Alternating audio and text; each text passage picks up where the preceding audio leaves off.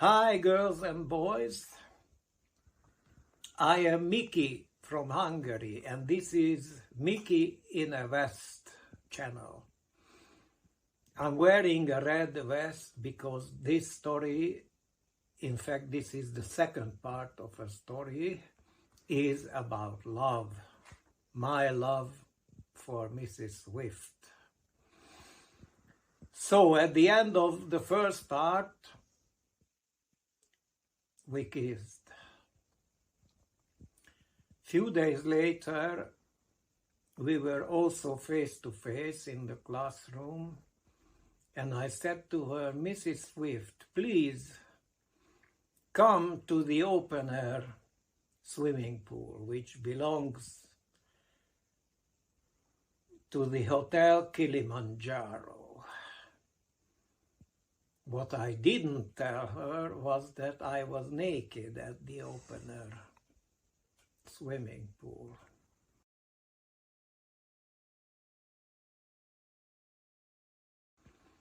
And a few days later she came. And I walked up to her and we started to talk, and it was absolutely natural that I was naked. You know, in Africa, in East Africa, there's freedom in the air. You're loose. It's 40 degrees Celsius. No one minded that a 13-year-old boy was naked. And Mrs. Swift didn't mention it until, let's say, the 8th minute, when she said, Miklos, I honestly don't want to embarrass you, but why are you naked? I said, Mrs. Swift, I'm naked here at the open air swimming pool every day. Do your parents know? Of course, they're sitting right over there. Of course they know. So we went we hid behind some bushes. First of all, she was married. Second, what I didn't know at the time, that it was not appropriate for a teacher to have a relationship with her pupil. I had absolutely no idea about this issue whatsoever. I loved her. And apparently she loved me too, so we kissed. And I was naked, so she was fondling my body. So I had a very big erection, obviously. And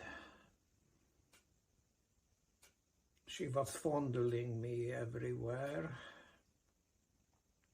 And we kissed. And then she jerked me off.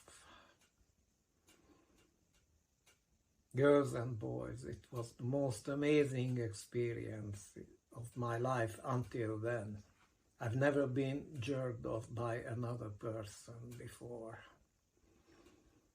I had the most gigantic orgasm.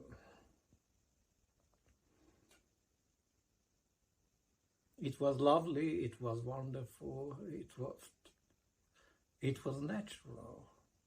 She was a woman, I was a boy.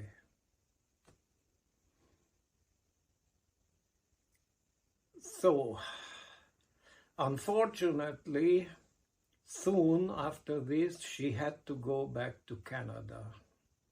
And I was crying on her shoulder, saying, I can't live without you, Mrs. Swift. And she said, of course you can, you've got your whole life ahead of you. This is how my first love ended. She went back to Canada. And I cried. Next time I'm going to tell you another story. I hope you will be here and watch it. I'm showing you today's painting. Sorry, I've shown you this already. This is the next painting. Sorry. This also features the primary colors of red, blue, and yellow. And this has a translatable title. It's called Not Exactly What a Chessboard Looks Like. See you next time.